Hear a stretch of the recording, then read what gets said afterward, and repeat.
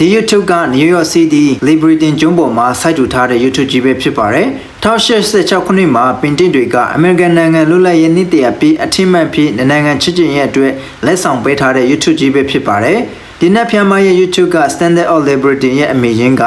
Liberating Enlighten the World ဖြစ်ပြီးမှအသေးပေကကမ္ဘာမြေကိုအလင်းယူဆောင်လာပေးတဲ့လွတ်လပ်ရေးနက်ဖြန်မပဲဖြစ်ပါတယ်နောက်တူမရဲ့ခန္ဓာကိုယ်စိတ်ပန်းတစ်ခုချင်းစီမှာလည်းအလွန်လဲနေတဲ့အသေးပေများစွာရှိပါတယ်မြောက်ထားတဲ့မီးရှို့တန်ကမောင်ထုတ်ကိုဖြူခွင်းမဲ့အတိတ်ပညာလိမ့်တရားနဲ့လမ်းပြမှုကိုကိုစားပြုထားခြင်းဖြစ်ပါတယ်။ဖိနှိပ်ချုပ်ချယ်မှုအမောင်ထုတ်ကနဲ့လွတ်မြောက်ခြင်းလို့အတိတ်ပဲရပါတယ်။နောက်အတူမဘေဖေလက်ထက်က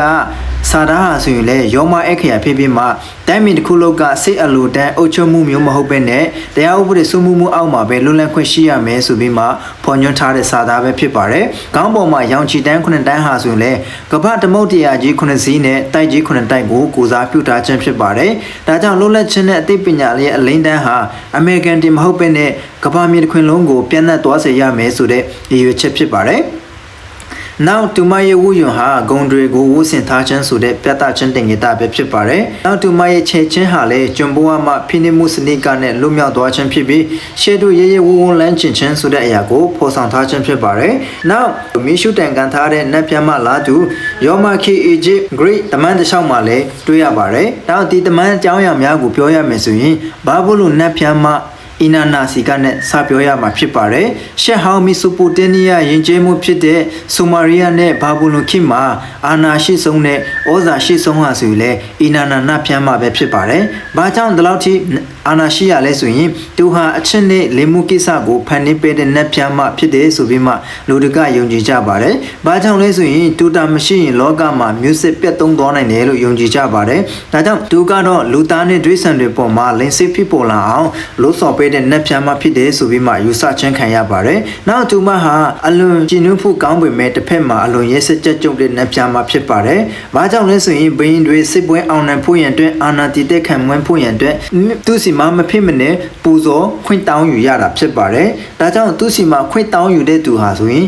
အာဏာတည်မြဲတယ်လို့နိုင်ငံဟာဆိုလေတမ်းပြည်ဟာဆိုလေတင်ငင်ငင်းချမ်းစွာနဲ့အုပ်ချုပ်ခွင့်ရခဲ့ပါတယ်။ဒါကြောင့်သူမကိုကောင်းကင်အလင်းတောက်ကြကြိုး၏အရှင်တခင်ကိုပွားဖြစ်တယ်ဆိုပြီးမှယုံကြည်ကြပါတယ်။နောက်သူမကိုအလင်းဆောင်ယူတဲ့နတ်ဖြန်းမဆိုပြီးမှဆက်လက်ပြီးမှတမတ်ခဲ့ကြပါတယ်။ Greek ခေတ်မှာဆိုရင်လေအလီတီယာနတ်ဖြန်းမတပါရှိခဲ့ပါတယ်။ဒီနတ်ဖြန်းမကအမျိုးသမီးနဲ့မိခင်တွေကိုကာကွယ်ပေးတဲ့နတ်ဖြန်းမဖြစ်ပါတယ်။ဘာကြောင့်လဲဆိုရင်ရှေ့ဟောင်း Greek ခေတ်မှာအမျိုးသမီးတွေအတွက်အသက်အန္တရာယ်ရှိဆုံးချိန်ဟာမင်းဖွားတဲ့အချိန်ဖြစ်ပါတယ်။ဒါကြောင့်ဖွားနိုင်တဲ့သူတွေဟာဆိုရင်ဒီအလီတီယာနတ်ဖြန်းမကိုမြို့စုပြီးမှမွေးဖွားတဲ့အခါမှာလွယ်လွယ်ကူကူနဲ့မွေးဖွားနိုင်တဲ့အတွက်ကြောင့်သူဟာအမျိုးသမီးနဲ့မိခင်တွေအတွက်နတ်ဖြန်းမတပါဖြစ်လာခဲ့ရပါတယ်။နောက်ဒီနတ်ဖြန်းမကကလေးမွေးဖွားတဲ့အချိန်သူ့လက်ကိုဆန့်တန်းလာတဲ့အခါမှာအလွယ်တကူမွေးဖွားနိုင်ပြီးမှချက်ထောက်ကိုချိတ်ပြီးမှလက်ပတ်ထိုင်းရင်တော့မွေးဖွားရဖို့ခက်ခဲစေပါတယ်။ဒါကြောင့်သူ့ကိုအမျိုးသမီးနဲ့မိခင်တွေအတွက်နတ်ဖြန်းမဖြစ်တယ်ဆိုပြီးမှယုံကြည်ကြတာဖြစ်ပါတယ်။အောက်ဆက်လက်ပြီးမှရောမအင်ပါယာခေတ်မှာလည်း Liberator နတ်ဖြန်းမတပါရှိခဲ့ပါတယ်ဒီနတ်ဖြန်းမကကျွံဘွားမှလွတ်မြောက်စေတဲ့နတ်ဖြန်းမဖြစ်တယ်လို့နိုင်ငံရေးလွတ်လပ်ခွင့်ကိုလည်းကိုစားပြုခဲ့တဲ့နတ်ဖြန်းမဖြစ်ပါတယ်။ဘာကြောင့်လဲဆိုရင် BC 900ခုဝန်းကျင်မှာရဲစက်ကြမ်းကြုတ်တဲ့တမ်းပြည်အုပ်ချုပ်မှုဘီရင်စနစ်ကိုတော်လှန်ပြီးမှလွတ်လပ်မှုစီတို့တည်ဆောက်နိုင်ခဲ့တဲ့အတွက်ကြောင့်သူကိုလွတ်လပ်ခြင်းနတ်ဖြန်းမဖြစ်တယ်ဆိုပြီးမှအမင်တွင်လာခဲ့ရပါတယ်။အောက်သူခေတ်မှာယောမခေတ်မှာကျွံစနစ်ဟာဆိုလည်းအလွန်ကြီးမားနေပါတယ်။ဒါကြောင့်ကျွံတယောက်ရဲ့တခိစင်ကနဲ့လွတ်မြောက်ပြီဆိုရင်Phrygia အုတ်ထုနီလေးကိုဆောင်းပြီးမှ Liberator နတ်ဖြန်းမကြောက်ဆောင်ကိုတွားပြီးမှဂါရဝပြုရပါတယ်။နောက်ဒီနတ်ဖြန်းမဟာတာမန်ကျွန်းစနစ်တစ်ခုတည်းမဟုတ်ဘဲနဲ့ပြည်သူတရက်လုံးကိုလွတ်လပ်ခွင့်ပြုတယ်ဆိုပြီးမှကိုစားပြုခြင်းခံရပါတယ်။နောက်ဆုံးယောမအစိုးရဟာပြည်သူတွေရဲ့လွတ်လပ်ခွင့်နဲ့အခွင့်အရေးကိုလဲစားတဲ့အနေနဲ့ယောမဒင်္ဂါပြားပေါ်မှာ Liberator နတ်ဖြန်းမရုပ်ပုံကိုရနေပြီးမှသုံးဆွဲလာခဲ့ကြပါတယ်။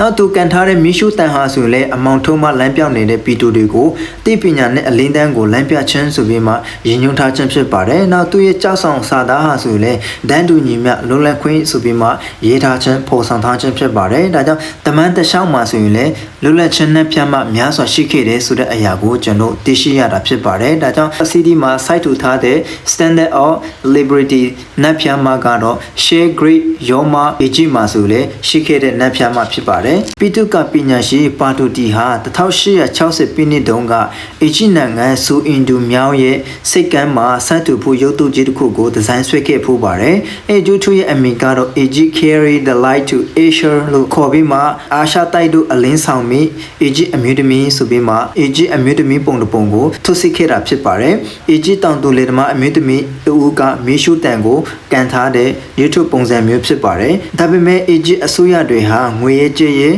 ခက်ခဲမှုကြောင့်ဒီ project ကိုပြတ်တောက်သွားခဲ့ရတာဖြစ်ပါတယ်။ဒါကြောင့်ဆက်လက်ပြီးမှဒီဒီဇိုင်းကိုအနေငယ်ပြုပြင်ပြီးမှ American နက်ဖြန်မှအဖြစ်ပြန်လည်ပြီးမှအသုံးပြုလာရခြင်းဖြစ်ပါတယ်။ဒါကြောင့်ဒီယာတွေကရှယ်ဟောင်ဂရိတ် New York City မှာ site ထူထားတဲ့ Standard of Liberating YouTube ဟာရောမ Egypt ဘာဘလူဒီခေတ်မှာလည်းရှိခဲ့တဲ့အစင်လာရှိလာတဲ့ YouTube ကြီးတစ်ခုဖြစ်တဲ့ဆိုတဲ့အရာကိုနားလည်ရပါတယ်။ဒါကြောင့်ဒီနေ့ဗီဒီယိုကတော့ဒီလောက်လဲပါကျွန်တော်ရဲ့ဗီဒီယိုအားဖြင့်စုံတစ်ခုများရသွားလို့ရှင်